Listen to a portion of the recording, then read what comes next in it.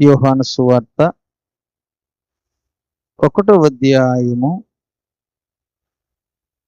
12వ వచనాన్ని మనము మూల వచనముగా చదువుకుందాము. పరిశుద్ధ ఆత్మదేవుడు ప్రేరేపించినటువంటి వాక్య భాగం. అందరు కూడా తీయండి. యోహాను సువార్త 1వ అధ్యాయము 12వ వచనాన్ని చదువుతున్నాను. తన్ను ఎందరు అంగీకరించిరో వారికందరికిని, అనగా తన నామమందు విశ్వాసముంచు వారికి దేవుని పిల్లలగుటకు ఆయన అధికారము అనుగ్రహించెను. దేవుని యొక్క పిల్లలరా, చదువుకున్న వచన భాగంలో ఒక అద్భుతమైన మాటని ప్రభువు తెలియజేస్తూ వచ్చాడు. యేసయ్య ఈ లోకంలో ఉండగా ఒక చక్కటి మాటను మనకు తెలియజేశాడు. ఏమిటి ఆ మాట అంటే, తన్ను ఎందరు అంగీకరించిరో వారికందరికీ, అనగా తన నామమందు విశ్వాసముంచు వారికి దేవుని పిల్లలగుటకు ఆయన అధికారము అనుగ్రహించెను అన్నాడు. తన్ను అంగీకరించేవారు అంటున్నాడు. ఎవరిని అంగీకరించాలి అంటే, యేసయ్యని ఎందరైతే ఈ భూమి మీద అంగీకరిస్తారో వారందరికీ ఒక అధికారము ప్రభువే ఇస్తున్నాడు. నన్ను ఈ లోకములో ఎంతమంది అంగీకరిస్తారో వారందరూ దేవుని పిల్లలవుతారు అన్నాడు. అంటే దేవుని పిల్లలు అవుతారనంటే, దేవుని పిల్లలు కాని వారు కూడా కొందరు ఉన్నారు ఈ లోకంలో అని అర్థమే కదండి. దేవుని పిల్లలు కాని వారు కొందరు ఉన్నారు, దేవుని పిల్లలు అయ్యేవారు కొందరు ఉన్నారు. దేవుని పిల్లలుగా ఎవరు అవుతారు అని అంటే, ఈ భూమి మీద యేసయ్యని ఎంతమంది అంగీకరిస్తారో వారందరూ కూడా దేవుని పిల్లలు అవుతారు అన్నాడు. ఇదేంటిది, దేవునికి పుట్టామా మనం ఏమన్నా? ఈ రోజుల్లో పిల్లలు పిల్లలు అంటున్నామంటే పిల్లల పుట్టుక గురించి మనకు తెలుసు. ఈ లోకంలో ఒక పురుషునికి ఒక స్త్రీకి వివాహమైన తర్వాత కొంతకాలానికి వారు ఒక కుమారుడో కుమార్తె పుడతారు. దాన్ని బట్టి వారి పిల్లలు అంటారు. వివాహం కాక మునుపు ఏ పిల్లలు కూడా పుట్టరు. అలాగనే దేవుణ్ణి అంగీకరిస్తే పిల్లలు అవడం ఏందండి అని మనకి ఏదైనా ఆలోచన రావచ్చు కదండి. దేవుడిని అంగీకరించినంత మాత్రాన మనం దేవుని పిల్లం ఎలా అవుతాము అని అంటే, కింద చెబుతున్నాడు 13వ వచనంలో చూడండి. వారు దేవుని వలన పుట్టిన వారే గాని రక్తము వలనైనను శరీరేచ్ఛల వలనైనను మనుషేచ్ఛ వలనైనను పుట్టిన వారు కారు అన్నాడు. దేవుని వలన పుట్టడం అంటే ఏంటిది? ఇక్కడ మనకు ఒక ఆలోచన రావాలి. దేవుని వలన మనం ఏ విధంగా పుడతాము? ఇంతకు దేవుడు అంటే ఎవరు? ఈ దేవుడు ఏంటి? దేవుని వల్ల పుట్టడం ఏంది? ఒక కోణంలో చూస్తే మనందరిని దేవుడే పుట్టించాడు. ఈ లోకములో తల్లి గర్భములో మనందరిని దేవుడే పుట్టించాడు. నిన్ను తల్లి గర్భములో దేవుడు ఒక రూపాన్ని చేసేటప్పుడు, ఒక ఆకారాన్ని చేసేటప్పుడు మనందరిని దేవుడే పుట్టిస్తేనే ఈ లోకానికి వచ్చాము. కానీ ఈ లోకంలో నుంచి మనం ఇంకొక లోకానికి వెళ్ళవలసి ఉన్నది. ఈ లోకాన్ని విడిచిన తర్వాత ఇంకొక లోకానికి మనం వెళ్ళాలి కనుక, ఆ లోకానికి వెళ్ళాలి అనంటే మనం ఈ లోకంలో ఉండగానే దేవుని వలన పుట్టిన వారమై ఉండాలి. దేవునికి స్తోత్రం కలుగునుగాక. దేవుని వల్ల ఏ విధంగా పుడతాము? ఇంతకు దేవుడు ఎవరు అని మనం ఆలోచన చేస్తే, ఆ 1వ అధ్యాయం 1వ వచనంలో చెబుతుంటాడు చూడండి ఒకసారి. ఆది యందు వాక్యము ఉండెను, వాక్యము దేవుని యొద్ద ఉండెను, వాక్యము దేవుడై ఉండెను అన్నాడు. ఇక్కడ 3 సందర్భాలు చెప్పాడు. ఆది యందు ఎవరున్నారట? వాక్యం ఉండెను. ఆ వాక్యం ఎక్కడుంది? దేవుని యొద్ద ఉన్నది. ఆ వాక్యం ఎవరై ఉన్నారు? దేవుడై ఉన్నాడు. అంటే ఆది అందు వాక్యం ఉన్నది, ఆ వాక్యము దేవుని యొద్ద ఉన్నది, ఆ వాక్యము దేవుడై ఉన్నాడు అన్నాడు. ఇప్పుడు ఆది అంటే ఎప్పుడు? ఈ విశ్వమే లేనప్పుడు. ఈ ఒక భూగ్రహం కాదు, ఈ భూగ్రహాన్ని మొన్న సృజించాడు దేవుడు. కానీ విశ్వమే లేనప్పుడు, ప్రపంచాలు లేనప్పుడు, అంత శూన్యముగా ఉన్నప్పుడు దేవుడు ఒంటరిగానే ఒక్కడుగానే ఉన్నాడట. ఆ ఒక్కడుగా ఉన్నటువంటి దేవుడు, ఒక్కడుగా ఉన్నటువంటి దేవుడు ఆయనలో వాక్యం ఉన్నది అన్నాడు. ఆ ఒక్కడుగా ఎలాగున్నాడన్నాడు? దేవుడు ఆ ఒక్కడుగా ఎలాగున్నాడు అంటే ఆయన సకల యుగాలలో రాజయ్యుండి అక్షయుడుగా ఉన్నాడు, అదృశ్యుడుగా ఉన్నాడు. మొదటి తిమోతి పత్రిక, తిమోతి రాసిన మొదటి పత్రిక, అందరు తీశారండి? 1వ అధ్యాయం 17వ వచనం అనుకుంటా. తిమోతి రాసిన మొదటి పత్రిక 1:17లో సకల యుగములలో రాజయ్యుండి అక్షయుడును అదృశ్యుడునగు అద్వితీయ దేవునికి ఘనతయు మహిమయు యుగ యుగములు కలుగునుగాక, ఆమెన్ అన్నాడు. సకల యుగాలలో అక్షయుడుగా ఉన్నాడు, అదృశ్యుడుగా ఉన్నాడు. ఆ అదృశ్యుడుగా ఉన్నటువంటి దేవునిలో వాక్యం ఉన్నది. దేవునిలో ఏమున్నదట? వాక్యం ఉన్నది. ఆ వాక్యము మళ్ళీ దేవుడై ఉన్నాడు అన్నాడు. ఆ వాక్యమే దేవుడై ఉన్నాడు. ఇప్పుడు ఆ వాక్యము శరీరధారిగా ఈ లోకానికి వచ్చింది ఒకరోజు. ఆది అందున్న దేవుడు, ఆదిలో ఉన్న దేవుడు, సకల యుగాల్లో రాజు అయి ఉన్న దేవుడు, అక్షయుడుగా ఉన్న దేవునిలో వాక్యం ఉన్నది. ఆ వాక్యాన్ని ఒకరోజు ఈ లోకానికి పంపించాడు. ఆ వాక్యముకు ఒక శరీరము ధరించుకొని ఈ లోకానికి వచ్చాడు. అంతే కదండి? యోహాను సువార్త 1:14లో ఆ వాక్యము శరీరధారి అయి కృపా సత్య సంపూర్ణుడుగా మన మధ్య నివసించెను అన్నాడు. ఎవరైతే ఆ వాక్యాన్ని అంగీకరిస్తారో, ఎవరైతే ఆ వాక్యం మీద మనసు పెట్టి వాక్యానుసారంగా జన్మిస్తారో, ఆ వాక్యాన్ని అంగీకరించిన వారందరూ కూడా దేవుని పిల్లలు అన్నారు.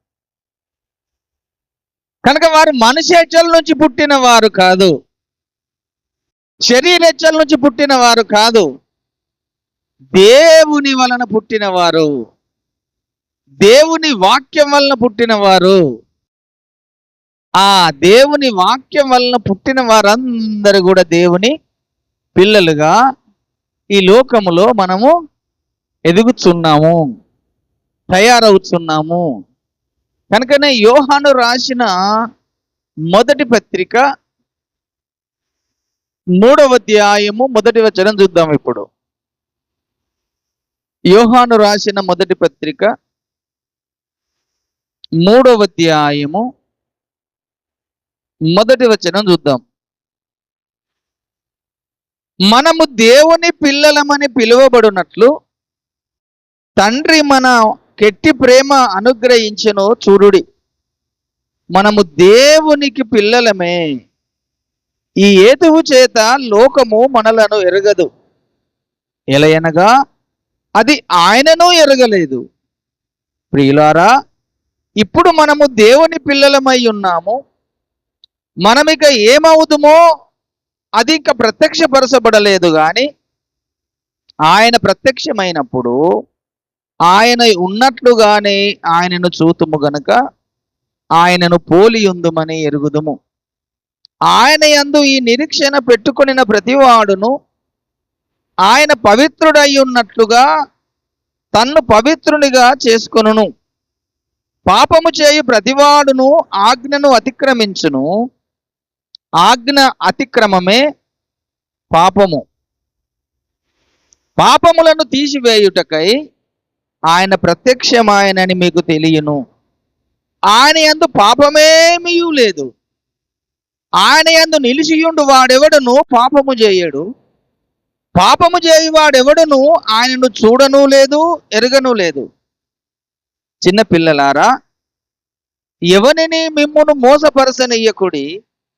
ఆయన నీతిమంతుడై ఉన్నట్లు నీతిని జరిగించు ప్రతివాడును నీతిమంతుడు అని చెప్పుకుంటూ, ఇక్కడ అపవాది మొదట నుండి పాపము చేయుచున్నాడు గనక పాపము చేయువాడు అపవాది సంబంధి. అపవాది యొక్క క్రియలను లయపరచుటకే దేవుని కుమారుడు ప్రత్యక్షమాయెను. దేవుని మూలముగా పుట్టిన వానిలో ఆయన బీజము నిలిచును గనుక వాడు పాపము చేయడు. వాడు దేవుని మూలంగా పుట్టినవాడు గనక పాపము చేయజాలడు. దీనిని బట్టి దేవుని పిల్లలెవరో అపవాది పిల్లలెవరో తేటపరుచును. నీతిని జరిగించని ప్రతివాడును తన సహోదరుని ప్రేమించని ప్రతివాడును దేవుని సంబంధులు కారు. దేవునికి స్తోత్రం కలుగునుగా. ఇక్కడ దేవుని పిల్లలకును సాతాను పిల్లలకు రెండు విధాలుగా పోల్చి చెబుతున్నాడు యోహాను గారు. దేవుని పిల్లలు ఎవరయ్యా అనంటే దేవుని మూలముగా పుట్టినవారు. దేవుని మూలంగా పుట్టడం అనంటే వాక్యం ద్వారా పుట్టినవాడు. వాక్యం అంటే ఎవరయ్యానంటే యేసయ్యను అంగీకరించిన వాడు. యేసయ్యను ఎవరైతే అంగీకరిస్తారో వారు దేవుని పిల్లలోకి, దేవుని కుమారులుగా కుమార్తెలుగా స్వీకరించబడతారు. ఎవరైతే యేసయ్యను అంగీకరించకుండా ఉంటారో వారు దేవుని సంబంధులు కాకుండా అపవాది సంబంధులు, దుష్టుని సంబంధులు అని చెబుతున్నాడు. ఈ అపవాది మొదటి నుంచి పాపము చేస్తూ వచ్చినవాడు కనుక వాని పిల్లలందరూ కూడా పాపం చేస్తూ ఉన్నారు. దేవుడు ఎప్పుడు పాపము చేయకుండా ఉన్నాడు, పరిశుద్ధుడుగా ఉన్నాడు, నీతిమంతుడుగా ఉన్నాడు గనక నీతిని జరిగించు ప్రతివాడును దేవుని కుమారుడు కుమార్తె అయి ఉన్నది. కనుక మనము అక్షయ బీజము నుండి పుట్టినము అన్నాడు. దేవునికి స్తోత్రం కలుగునుగా. మనం ఎలా పుట్టామట?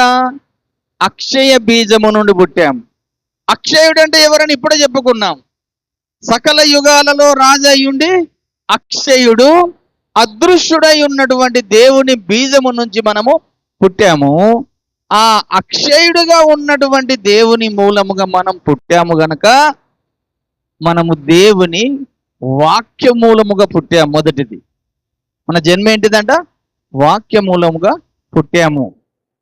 ఆ వాక్యము ఈ లోకములోకి ఒక శరీరమును ధరించుకొని వచ్చిందన్నాడు.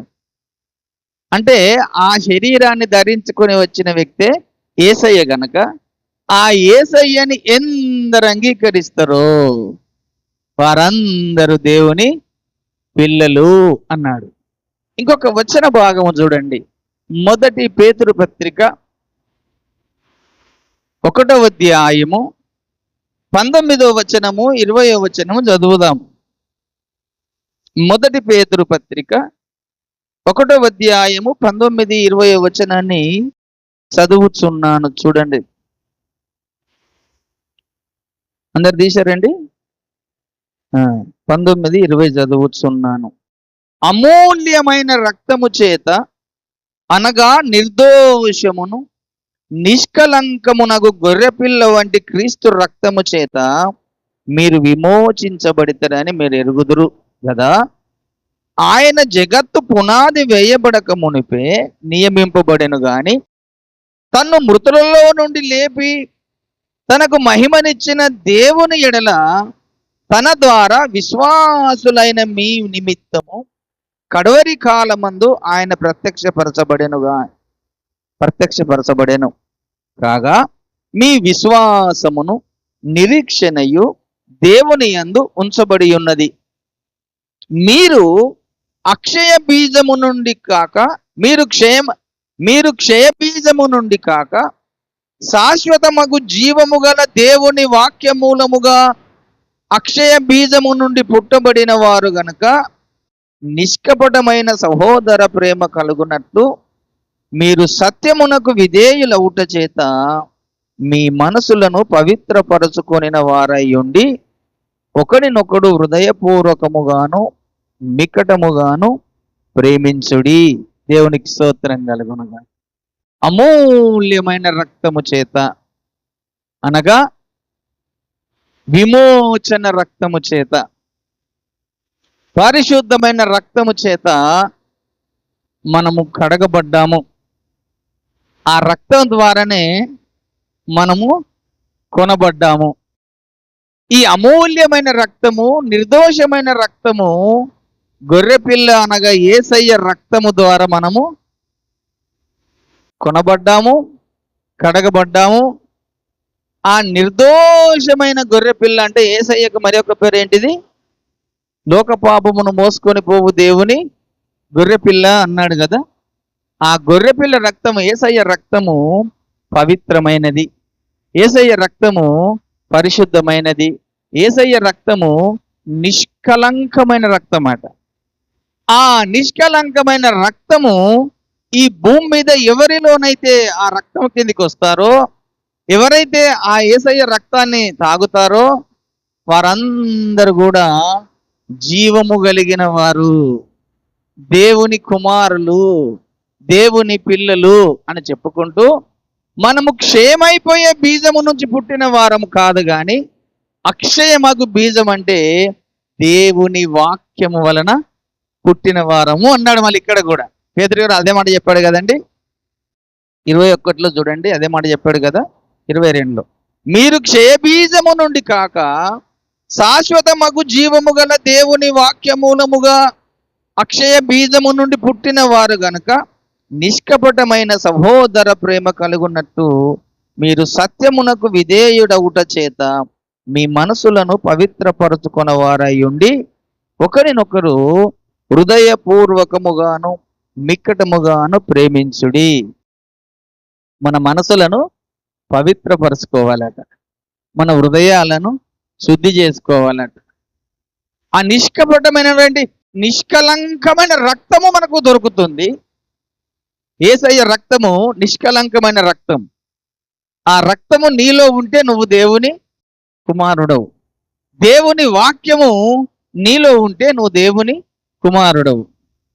కనుక ఆ దేవుడే వాక్యమై ఉన్నాడు అన్నాడు కదా.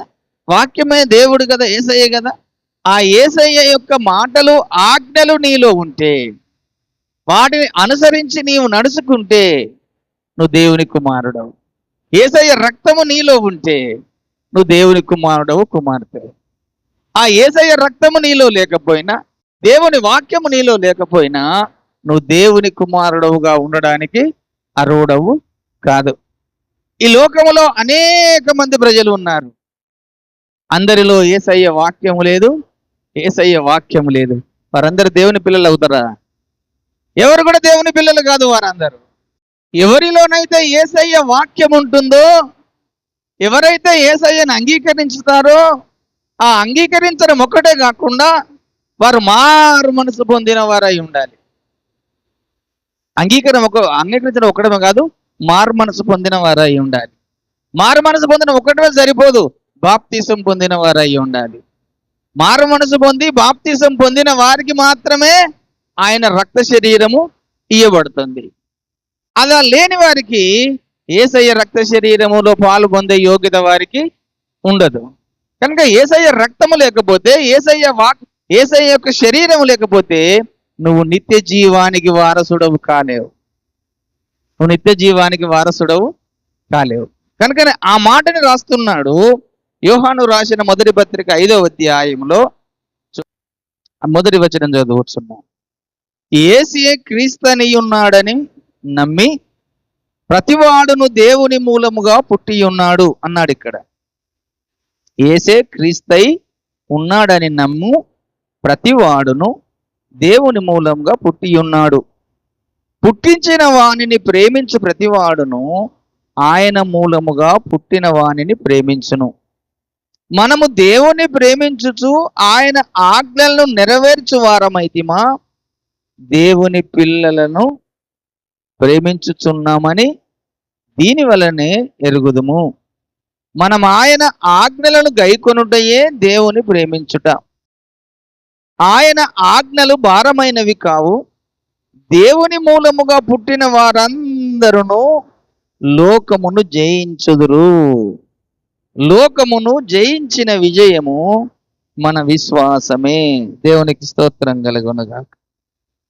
చూచారండి, యేసుక్రీస్తే క్రీస్తు అయి ఉన్నాడని నమ్ము ప్రతివాడును దేవుని మూలంగా పుట్టినవాడు. అంటే నమ్మని ప్రతివాడును దేవుని మూలంగా పుట్టినవాడు కాడు. దేవుడు ఎప్పుడైతే క్రీస్తే దేవుడని నమ్ము ప్రతివాడును దేవుని మూలంగా పుట్టినవాడు. ఆ నమ్మని వాడు దేవుని మూలంగా పుట్టినవాడు కాదు. ఆయనలోకి దేవుని యొక్క వాక్యము రాదు, దేవుని యొక్క రక్త శరీరము రాదు, ఆయనలో దేవుని ప్రేమ కూడా ఉండదు. మనం దేవుణ్ణి లోకాన్ని జయించాము అంటే ఆయన మనం అంగీకరించిన నాడే, యేసయ్యను మనం అంగీకరించినాడు. యేసయ్యను మనం ఈ లోకంలో ఉన్నప్పుడే ఆయన క్రీస్తు యేసు మన దేవుడని ఎప్పుడైతే మనం అంగీకరిస్తామో అప్పుడే మనం దేవుని కుమారులంగా కుమార్తెలంగా స్వీకరించబడుతున్నాం. కనుక ఆయన ఆజ్ఞలను నువ్వు అనుసరించి నడుచుకున్నప్పుడే ఆయనను ప్రేమించే వ్యక్తివి. ఆయన ఆజ్ఞలను అనుసరించి నడుచుకోకుండా నువ్వు ఎంతకాలం ఉంటావో ఆయన్ని ప్రేమించే వ్యక్తివి కాదు. అప్పుడు నువ్వు ఆయన ప్రేమించకపోతే ఆయన నీలో ఉండడు కదండి. ఎవని యందు నా మాటలు నిలిచి ఉందునో నేను వాని యందు నిలిచి ఉంటానన్నాడు. ఆ ఆజ్ఞలను గైకొనకపోతే, ఆ ఆజ్ఞలను వినకపోతే, వాటిని అనుసరించి నడుచుకోకపోతే నువ్వెక్కడ దేవుని కుమారుడవు, దేవుని కుమార్తెవు? దేవుని ప్రేమిస్తున్నానని చెప్పుకోవడం ముఖ్యం కాదు, ఆయన ఆజ్ఞలను అనుసరించి నడుచుకోవాలి. దేవుని పిల్లమని చెప్పుకోవడం ముఖ్యం కాదు, మనకు ముఖ్యము దేవుని యొక్క వాక్యమును అనుసరించి నడుచుకున్న వారే దేవుని పిల్ల, దేవుని మూలంగా పుట్టినవారు. ఈ దేవుని మూలంగా పుట్టినవాడు పాపము చేయడు అన్నాడు. కనుక దుష్టుడు వానిని ముట్టడు అంటాడు. మళ్ళీ దేవుని మూలంగా పుట్టిన వానిలో ఆయన బీజం ఉంటుంది, వాక్యం ఉంటుంది. కనుక ఆ వాక్యాన్ని అనుసరించి నడుచు ప్రతి వాడును ఆయన ప్రేమిస్తున్నాడు. ఆ వాక్యాన్ని నడుచుకొని వాడెవ్వరు ఆయన ప్రేమించడం లేదు. కనుక ఆ వాక్యము నీలో ఉంటే నువ్వు పాపం చేయవు, కనుక దుష్టుడు నిన్ను ముట్టడు అన్నాడు. చూడండి, ఆ వాక్యం 5వ అధ్యాయము 18వ వచనం చదువుతున్నాను. దేవుని మూలంగా పుట్టి ఉన్నవాడెవడును పాపము చేయడని ఎరుగుదుము. దేవుని మూలంగా పుట్టినవాడు తను భద్రము చేసుకొను గనుక దుష్టుడు వానిని ముట్టడు. దేవుని సంబంధులమనియు లోకమంతయు దుష్టుని యందు ఉన్నదనియు ఎరుగుదుము. మనము సత్యవంతుడైన వానిని ఎరగవలనని దేవుని కుమారుడు వచ్చి మనకు వివేకం అనుగ్రహించి ఉన్నాడని ఎరుగుదుము. మనము దేవుని కుమారుడైన యేసుక్రీస్తునందు ఉన్న వారమై సత్యవంతుని యందున్నాము. ఆయనే నిజమైన దేవుడును నిత్య జీవమునై ఉన్నాడు. దేవునికి స్తోత్రం కలుగునుగాక. ఆయనే నిజమైన దేవుడును నిత్య జీవమై ఉన్నాడట. అంటే దేవుని పిల్లలకు దేవుడిచ్చేది నిత్య జీవము. ఈ నిత్య జీవము కొరకే మనం భక్తి చేయిస్తున్నాము. ఈ నిత్య జీవము సంపాదించుకోవాలనే మనం యేసయ్యను అంగీకరిస్తున్నాము. ఈ భూమి మీదికి వచ్చినటువంటి ఎందరో దేవుళ్ళు దేవతలని పేరు చెప్పుకొని వచ్చేవారు ఎవరు కూడా ఈ మాట చెప్పలేదు, నేను మీకు నిత్య జీవం ఇస్తానని. ఒక యేసయ్య ఒక్కడే చెప్పాడు, నేను మీకు నిత్య జీవం ఇస్తాను, నేను మీకు నిత్య రాజ్యం ఇస్తాను, నేను మీ పాపములను క్షమిస్తాను, నేను మీకు పరలోక రాజ్యములో స్థానం కల్పిస్తానని చెప్పిన ఒకే ఒక వ్యక్తి యేసయ్య ఒక్కడే. కనుకనే ఆ యేసయ్యని నీవు అంగీకరిస్తే నిత్య జీవానికి వారసుడవైతావు, నిత్య రాజ్యానికి వారసుడవైతావు, దేవుని కుమారుడవుగా, దేవుని కుమార్తెగా నీవు ఉంటావు. యుగ యుగాలు యుగ యుగాలు నువ్వు దేవుని రాజ్యంలో ఉండడానికి ఒక యోగ్యత, అర్హత సంపాదించుకుంటావు. కనుక ఆయనే నిత్య జీవము అన్నాడు. దేవునికి స్తోత్రం కలుగునుగాక. మనమందరము దేవుని పిల్లలమయ్యామనంటే మన యేసయ్య నిరంతరము యుగ యుగాలు జీవించేవాడు గనక మనము కూడా యుగ యుగాలు జీవించడానికి యోగ్యత మనకు అనుగ్రహించాడని అర్థం. ఆయన అక్షయుడు గనక మనల్ని కూడా అక్షయులుగా చేశాడు. మన దేవుడు అక్షయుడై ఉన్నాడు కదండి. అంటే మరణము లేనివాడు అక్షయుడు అని అంటే యుగ యుగాలు జీవించేవాడని అర్థం.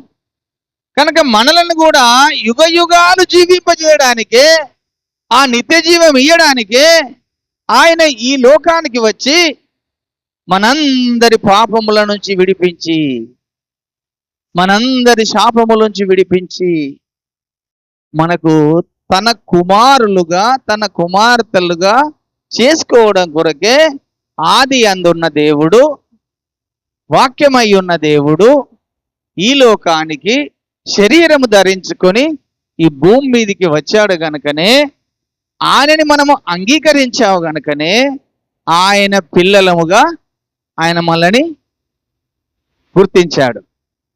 మనందరిలో యేసయ్య రక్తం ఉన్నది నాలో, యేసయ్య వాక్యం ఉన్నది నాలో, యేసయ్య ఆత్మ ఉన్నది నాలో. అది మీలో కూడా ఉంది కనుక మనం అందరం కలిస్తేనే ఆయన పిల్లలము, ఆయన కుమారులము. దేవునికి స్తోత్రం కలుగునుగాక. వాక్యం అనేది యుగ యుగాలు ఉండేటువంటిది. ఆయన రక్తము అక్షయమైనది కదండి. ఆయన రక్తములో నిష్కలంకమైనది కనుక ఆ రక్తము నీలో, దేవుని రక్తము నీలో ఉంది, దేవుని వాక్యము నీలో ఉంది, దేవుని ఆత్మ నీలో ఉంది. దేవునికి స్తోత్రం కలుగునుగాక. కనుకనే దేవుడు త్రిత్వముగా ఉన్నాడు కదండి. దేవుడు త్రిత్వముగా ఉన్నాడు. తండ్రిగా ఉన్నాడు, కుమారుడుగా ఉన్నాడు, పరిశుద్ధాత్మగా ఉన్నాడు. ఈ మూడు కలిస్తేనే మళ్ళీ ఒక్క దేవుడు. ఆది యందు ఉన్న దేవుడు ఒక్కడే. ఆయనలో వాక్యం ఉన్నది, ఆయనలో ఆత్మ ఉంది కదండి. ఈ మూడు కలిస్తేనే ఒక్క దేవుడు. మనలో ఒక శరీరం ఉంది, ఒక ప్రాణం ఉంది, ఒక ఆత్మ ఉంది. ఈ ప్రాణము, ఆత్మ, శరీరం మూడు కలిస్తేనే మనం ఒక్క మనుషులం అయినట్టుగా దేవుడు కూడా త్రిత్వముగా ఉండుకుంటూ ఒక్కొక్క కాలములో తన పని జరిగించడం కొరకు ఒక్కొక్క సందర్భాలలో ఒక్కొక్క రూపముగా ఈ భూమి మీదకి వచ్చి తన పని జరిగిస్తాడు. ఒకప్పుడు తండ్రిగా వచ్చాడు, ఒకప్పుడు కుమారుడుగా వచ్చాడు, ఒకప్పుడు పరిశుద్ధాత్మగా వచ్చాడు. ఈ ముగ్గురు కలిసి ఈ భూమి మీద పని చేస్తున్నారు. తండ్రి కొంతకాలం పనిచేశాడు, కుమారుడు కొంతకాలం పనిచేశాడు, పరిశుద్ధాత్మ దేవుడు పని చేయిస్తున్నాడు. కనుక ముగ్గురు కలిస్తేనే వాళ్ళు ముగ్గురు కూడా మళ్ళీ అక్షయులే. ఎవరు కూడా క్షేమైపోయే వ్యక్తులు కాదు. ముగ్గురు కలిస్తేనే ఒక్క దేవుడు. ఇప్పుడు చూడండి, ముగ్గురు కలిసి మనలో ఉంటున్నారు. మళ్ళీ ఆ ముగ్గురు కలిసి మనలో ఉంటున్నారు. నీలో ముగ్గురు ఉన్నారు, నాలో ముగ్గురు ఉన్నారు. ఆ ముగ్గురు ఏ విధంగా ఉన్నారు, ఏ విధంగా ఉంటున్నారో వాక్యంలో చూద్దాం మనం. చూడండి ఒకసారి. యోహాను సువార్త 14వ అధ్యాయంలో ఆయన ఏం చెప్తున్నాడు చూడు ఒకసారి. యేసుప్రభు చెప్తున్న మాట అది. యోహాను సువార్త 14వ అధ్యాయము మొదటిగా 16వ వచనం చదువుతున్నాను. అనగా సత్యస్వరూపియగు ఆత్మను మీకు అనుగ్రహింతును. లోకము ఆయనను చూడదు, ఆయనను ఎరగదు గనుక ఆయనను పొందనేరదు. మీరు ఆయనను ఎరుగుదురు, ఆయన మీతో కూడా నివసించును, మీలో ఉండును అన్నాడు. దేవునికి స్తోత్రం కలుగునుగా.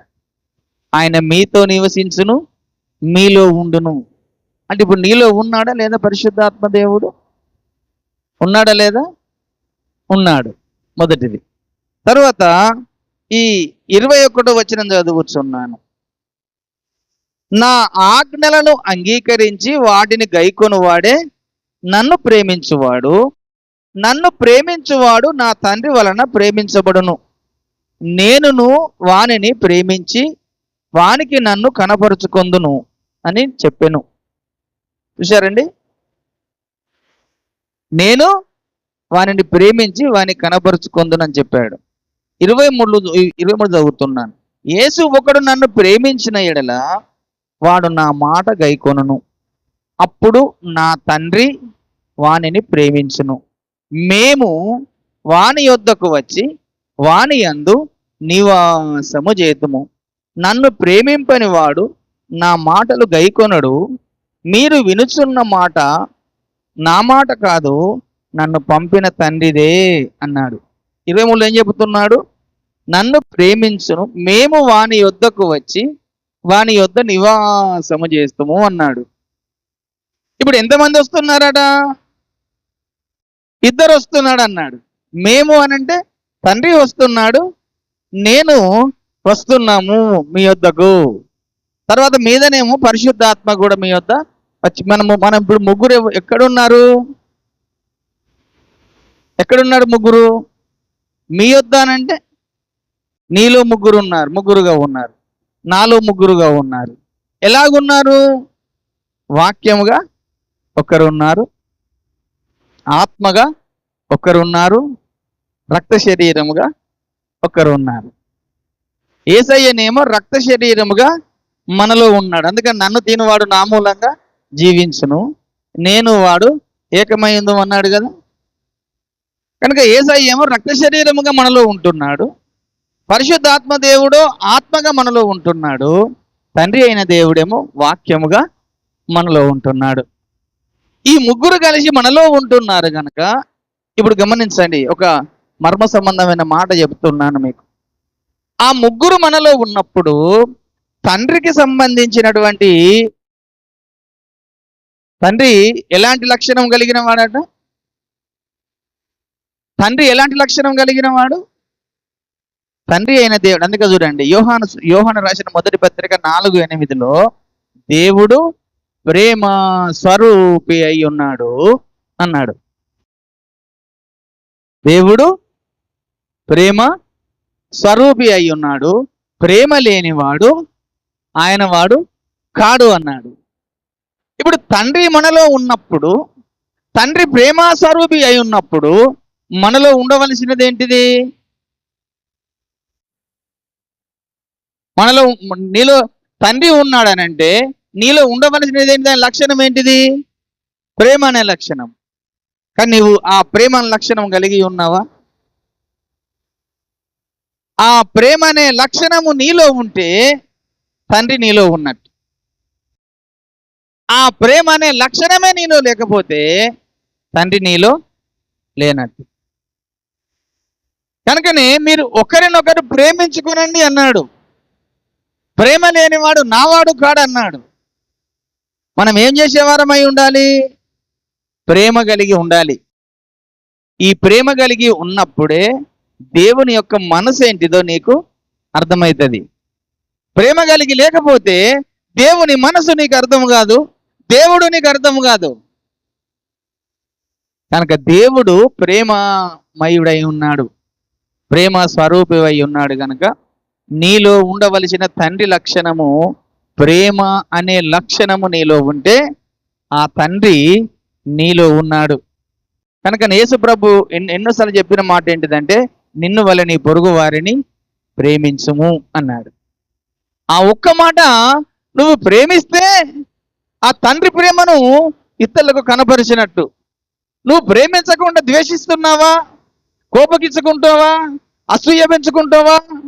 అలా పెట్టుకుంటే దేవుని ప్రేమ నీలో లేదు, దేవుడు నీలో లేదు, నువ్వు దుష్టుని సంబంధివి. కోపం ఎవరి సంబంధి అట?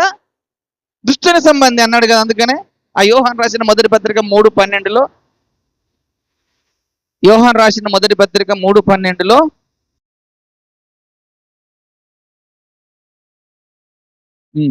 మనము కయ్యూను వంటి వారమై ఉండరాదు. అతడు దుష్టుని సంబంధి అయి తన సహోదరుని చంపెను. వాడతన్ని ఎందుకు చంపెను? తన క్రియలు చెడ్డవియు తన సహోదరుని క్రియలు నీతి గలవై ఆ, ఉండెను గనుకనే కదా అన్నాడు. అంటే ఇక్కడ కయ్యూను దుష్టుని సంబంధి అయి ఆ యొక్క సహోదరుని చంపాడట. దీనికి 15లో చెప్పుతున్నాడు, తన సహోదరుని ద్వేషించువాడు నరహంతకుడు, ఏ నరహంతకుని అందును నిత్య జీవం ఉండదని మీరు ఎరుగుదురు. చూశారండి, ప్రేమకు బదులు మనం ఎప్పుడైతే ద్వేషిస్తామో, ఎప్పుడైతే కోపగించుకుంటామో, ఎప్పుడైతే అసూయ పెంచుకుంటామో, అప్పుడు దేవుని ప్రేమ మనలో ఉండకుండా పోతుంది. మనము దుష్టుని యొక్క క్రియలవన్నీ. తన సహోదరుని ద్వేషించువాడు నరహంతకుడు, ఏ నరహంతకుని అందును నిత్య జీవం ఉండదని మనం ఎరగమా అన్నాడు. నువ్వు ఎప్పుడైతే ద్వేషం అనేది, కోపం అనేది నీలో పెట్టుకుంటావో, దేవుడు, తండ్రి అయిన దేవుడు నీలో ఉండకుండా నీలో నుంచి వెళ్ళిపోతాడు. ఎందుకంటే ఆయన లక్షణం నీలో లేదు కనుక. ఇది తండ్రి అయిన దేవుని లక్షణం ఏంటిదంటే ప్రేమ. అందుకనే నిన్ను వలె నీ పొరుగు వారిని ప్రేమించుము అన్నాడు యేసుప్రభు కూడా. అది తండ్రి యొక్క లక్షణము కనుక ఆ లక్షణాన్ని మన ప్రజలకు చెబుతూ నిన్ను వలె నీ పొరుగు వారిని ప్రేమించండి అయ్యా. ప్రేమించేవాడు దేవుని సంబంధి, ప్రేమించని వాడు దుష్టుని సంబంధి అన్నాడు. ఆ మాట కూడా చెప్పాడు. చూడండి, యోహాను రాసిన 2వ పత్రిక 9వ అధ్యాయంలో చూద్దాం. 2:9 వచనం. యోహాను రాసిన మొదటి పత్రిక 2:9. వెలుగులో ఉన్నానని చెప్పుకొనుచు తన సహోదరుని ద్వేషించువాడు ఇప్పటికినూ చీకటిలో ఉన్నాడు. తన సహోదరుని ప్రేమించువాడు వెలుగులో ఉన్నవాడు, అతని యందు అభ్యంతర కారణమేదియో లేదు. చూశారండి, తన సహోదరుని ద్వేషించువాడు చీకటిలో ఉండి చీకటిలో నడుచుచున్నాడు. చీకటి అతని కన్నులకు గుడ్డితనము కలుగజేసిన గనుక తానెక్కడికి పోవచ్చున్నాడో అతనికి తెలియదు. చూశారండి, ఆ ద్వేషము అనేది, కోపము అనేది ఇది దుష్టుని సంబంధం అయినది కనుక ఎప్పుడైతే నువ్వు ద్వేషం పెంచుకుంటావో, ఎప్పుడైతే నువ్వు కోపం పెంచుకుంటావో, దేవుని పిల్లలకు ఉండవలసిన లక్షణాలు అవి కాదు. దేవుని పిల్లలకు ఉండవలసిన లక్షణము ప్రేమ. ఆ ప్రేమ తండ్రిని పోలుస్తుంది. మనకు తండ్రి యొక్క స్వభావాన్ని మనకు తెలియజేసేది ప్రేమ. తర్వాత యేసయ్యని మనకు తెలియజేసేది ఏంటిదంటే, యేసయ్య మనసు ఏంటో తెలుసా అండి? క్షమించే తత్వం. యేసయ్య మనలో ఉన్నాడనంటే క్షమించే మనసు యేసయ్య. యేసయ్య స్వభావము, యేసయ్య తత్వం ఏంటిదంటే క్షమించే మనసు. అందుకనైనా ఎంత ఘోర పాపినైనా ప్రేమతో క్షమించగల ఒకే ఒక వ్యక్తిత్వము కలిగిన వ్యక్తి ఎవరయ్యానంటే యేసు ప్రభు. ఆ యేసయ్య నీలో ఉంటే నీవు కూడా అనేకులను క్షమించే వ్యక్తిగా ఉంటావు. యేసయ్య దగ్గరికి ఒకరోజు ఒక వ్యభిచారంలో పట్టబడ్డ స్త్రీని తీసుకొచ్చారు. తీసుకొచ్చి ఏం చెప్పారు? ఆయన ముందు నిలబెట్టి, బోధకుడా, ఇదిగో ఈ స్త్రీ వ్యభిచారం చేస్తుండగా పట్టబడ్డది కదా, దీన్ని రాళ్లతో కొట్టుమని చెప్పి మన మోషే ధర్మశాస్త్రం రాయించాడు కదా, మరి నువ్వేం చెప్తావు చెప్పు అన్నాడు కదండి. యోహాను సువార్త 8వ అధ్యాయంలో ఉంటుంది ఆ సందర్భం. ఆ యేసయ్య దగ్గరికి తీసుకొచ్చారు ఒక స్త్రీని పట్టుకొచ్చి నిలబెట్టి, బోధకుడా, ఇదిగో ఈ స్త్రీ వ్యభిచారం చేయక పట్టుబడ్డది కనుక ఈ వ్యభిచారం చేసే స్త్రీని రాళ్లతో కొట్టుమని మాకు మోషే ధర్మశాస్త్రంలో రాయించి పెట్టాడు కనుక నీవేం చేయమని చెప్తావు అన్నాడు. అప్పుడు యేసయ్య ఏమన్నాడు? నిజమే, మంచిదే, మోషే ధర్మశాస్త్రం చెప్పాడు, నేను ఆజ్ఞను అతిక్రమించను, నేను ఆజ్ఞకు లోబడతాను. అయితే మీలో పాపము లేని వాడెవడో మొదట ఆ రాయి వేయండి అన్నాడు. యేసయ్య ఏమన్నాడు? మీలో పాపము లేని వాడెవడో ఆ రాయి వేయండి, ఆ మీద కొట్టండి అన్నాడు. అప్పుడు అందరూ ఒకరినొకరు చూసుకుంటూ తన పాపాలని గుర్తు చేసుకుంటూ నేను యోగుడని కాదు అని అందరూ కూడా అక్కడి నుంచి వెళ్ళిపోయారు. అప్పుడు ఒక స్త్రీ ఉన్నది, యేసయ్య ఉన్నాడు. అప్పుడు యేసయ్య ఏమన్నాడు? అమ్మా అని పిలిచాడు. అంతవరకు ఆ స్త్రీని అమ్మ అని పిలిచిన వారు ఎవ్వరు కూడా లేరు. ఈయన ఎప్పుడైతే అమ్మ అని పిలిచాడో ఆ మాటతోని తనలో ఉన్న పాప జీవితం అంతా విడిచిపెట్టి, ఎందుకంటే నన్ను ఇంతవరకు ఈ భూమి మీద అమ్మ అని పిలిచిన వ్యక్తి ఎవరు కూడా లేరు. నన్ను అందరూ ఒక వేశ్యగానే చూశారు తప్ప అమ్మ అని పిలిచిన వ్యక్తి ఎవరు లేరు. ఈ యొక్క యేసయ్యనే నన్ను అమ్మ అని పిలిచాడని తన పాప జీవితం అంతా గుర్తు తెచ్చుకొని ఆమె కన్నీరు గారుతూ అక్కడ నిలబడ్డప్పుడు ఆయన నేను కూడా నిన్ను ఏం చేయదు శిక్షించను, ఇంకా పాపము చెయ్యకు అన్నాడు. అంటే ఆ ఘోరమైన పాపిని క్షమించే మనసు యేసయ్యది. అలాగనే యేసయ్య కూడా భూమి మీద ఉన్నప్పుడు ఆయన అనేకులు తన్నుతున్నారు, ఒకళ్ళు గుద్దారు, ఒకళ్ళు ముఖం మీద ఉమ్మేశారు, రకరకాలుగా ఆయన్ని బాధలు పెట్టాడు. ఆయన ఎన్నో రకాల హింసలు పడ్డారు కదండి. పడ్డప్పుడు కూడా అప్పుడు ఏమన్నాడు యేసయ్య? తండ్రి, వీరేమి చేయిస్తున్నారో వీరు ఎరుగరు గనక వీరిని క్షమించుడి అన్నాడు. అంటే యేసయ్య మనసు నీకు వచ్చిందా? యేసయ్య స్వభావము నీకు వచ్చిందా? మనం భక్తి చేయిస్తున్నాము, నీకు వాక్యం అంతా తెలుసు అనుకుంటున్నావు, నీకంతా ఎంతో నేను ప్రార్థన పరుణ్ణి, నేను ప్రార్థన యోగ్యుని, నేను ప్రార్థన చేసే వ్యక్తిని, నాకు చాలా రకాల వరాలు ఉన్నాయి, ఫలాలు ఉన్నాయి, అన్ని రకాలు ఉన్నాయి అని అన్ని చెప్పుకుంటూ ఆ యేసయ్య మనసు నీలో లేకపోతే నీకు ఎన్ని ఉన్నా వ్యర్థమే. క్షమించే మనసు ఉండాలి, అది యేసయ్య మనసు. యేసయ్య నీలో ఉన్నాడు అనంటే ఆ ప్రతి ఒక్కరికి యేసయ్య లాంటి మనసు మనకు ఉండాలి. ఆ యేసయ్య మనసే నీకు లేకపోతే నువ్వు దేవుని కుమారుడుగా ఉండడానికి అర్హుడవు కాకుండా కోల్పోతావు. తండ్రి యొక్క ప్రేమ నీలో లేకపోతే ఆ తండ్రి నీలో ఉండకుండా ఆ ప్రేమ నుంచి పక్కకెళ్ళిపోతావు. ఇంకా పరిశుద్ధాత్మ దేవుని మనసు ఏంటిదో తెలుసా అండి?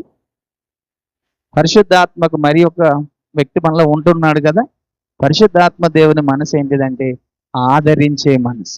దేవునికి స్తోత్రం కలుగు.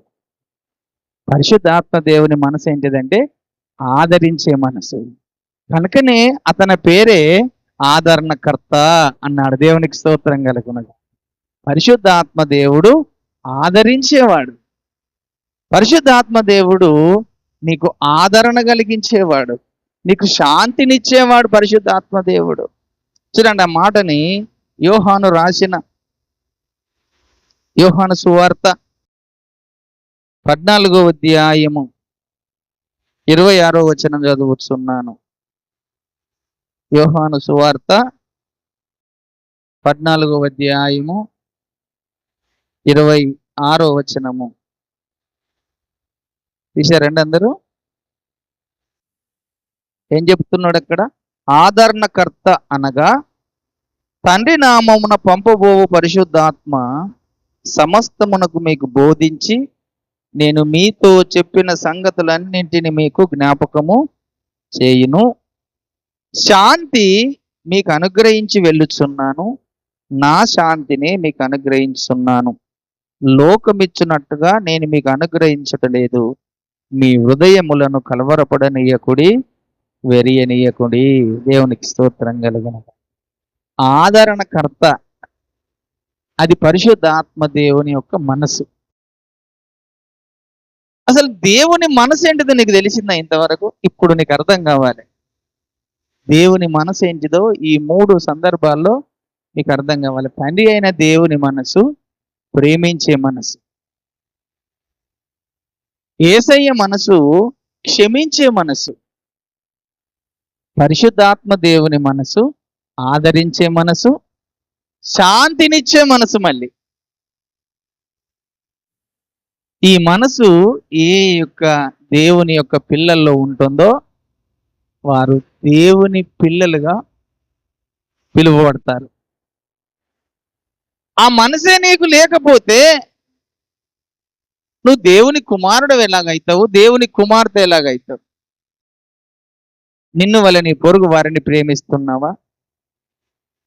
నీ ముందు ఎవరైనా పొరపాటు తప్పు చేసినప్పుడు క్షమించే మనసు నీకుందా? నువ్వు సమాధానంగా సంతోషంగా ఆదరించే వ్యక్తిగా ఉన్నావా?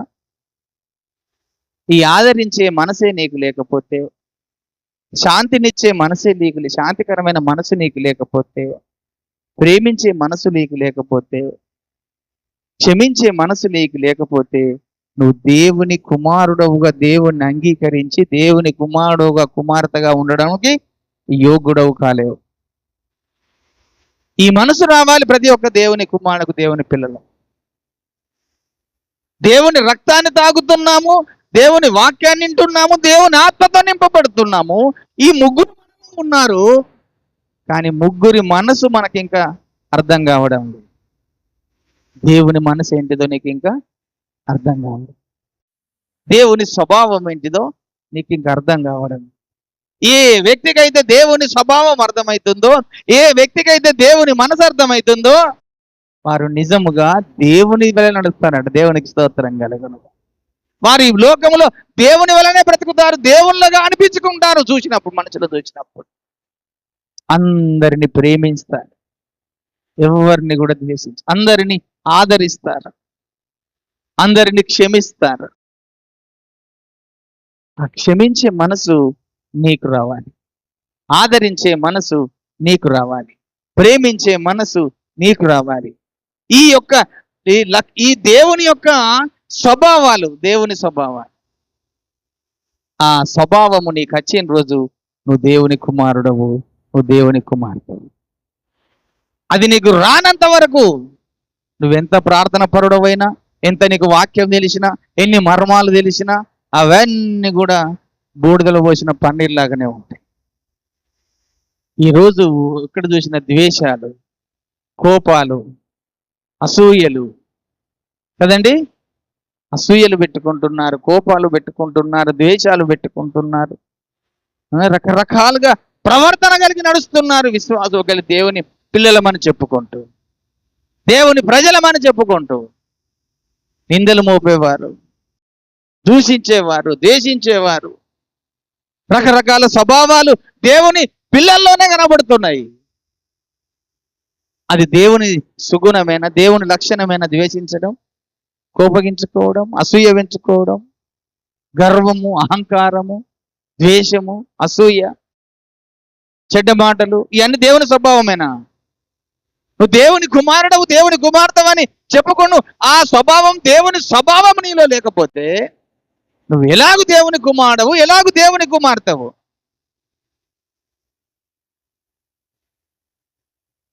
దేవుడు అనేటువంటి వ్యక్తిత్వం కలిగిన వ్యక్తి దేవుడు ప్రేమ స్వరూపి, దేవుడు క్షమించేవాడు, దేవుడు ఆదరించేవాడు. ఈ మూడు లక్షణాలు దేవుని కుమారులలో, దేవుని అందరిలో ఉంటాయో వారందరూ కూడా దేవుని పిల్లలుగా లెక్కలోకి వస్తారు. ఈ మూడు ఎవరిలోనైతే ఉండయో వారు దేవుని కుమారులుగా, దేవుని పిలవడానికి యోగ్యులుగా ఎంచబడ్డారు. కనుక దేవుడు ప్రేమించే మనసు ఉంటే తండ్రి నీలో ఉంటాడు, ఆదరించే మనసు ఉంటే పరిశుద్ధాత్మ నీలో ఉంటాడు, క్షమించే మనసు ఉంటే యేసయ్య నీలో ఉన్నాడు. ఈ ముగ్గురు మనలో ఉంటున్నారు కనుక వారి యొక్క మనసు అందరికీ రాదు. ఒకసారి పరీక్షించుకోండి, మిమ్మల్ని మీరే పరీక్షించుకోనండి. ఈ మనసు ఉన్నవారు మాత్రమే దేవుని పిల్లలుగా ఉండడానికి దేవుడు ఇష్టపడతాడు. ఈ మూడులో సుగుణాలు నీలో లేకపోతే నువ్వు దేవుని పిల్లవుగా, దేవుని కుమార్తెగా ఉండడానికి యోగ్యుడవు కాదు. నువ్వు దేవుని యేసయ్యను అంగీకరించవచ్చు, కానీ యేసయ్యను అంగీకరించడానికంటే ఆయన లక్షణము నీలో ఉండాలి, ఆయన స్వభావము నీలో ఉండాలి. ప్రేమ అనే స్వభావము దేవునిది. తండ్రి ప్రేమ నీలో ఉండాలి, యేసయ్య ప్రేమ నీలో ఉండాలి, పరిశుద్ధాత్మ దేవుని ప్రేమ నీలో ఉండాలి. యేసయ్య మనసు నీకు రావాలి, తండ్రి అయిన మనసు నీకు రావాలి, పరిశుద్ధాత్మ దేవుని మనసు నీకు రావాలి, పరిశుద్ధాత్మ దేవుని యొక్క స్వభావము నీలోకి రావాలి. ఆయన మనసును ఎరిగి ఆయనకు బోధించగలవాడెవడు అంటూ. కనుక మనం దేవుని మనసు కలిగిన వారమై ఉన్నప్పుడే దేవుని పిల్లలముగా, దేవుని కుమారులముగా, కుమార్తెలముగా ఉండగలుగుతాం. కనుక దాని కొరకు మనము ప్రయాసపడుతూ ముందుకు సాగుదాం. ఈ కొద్ది మాటలు దేవుడు దీవించుగాక. ప్రార్థన చేసుకుందాం.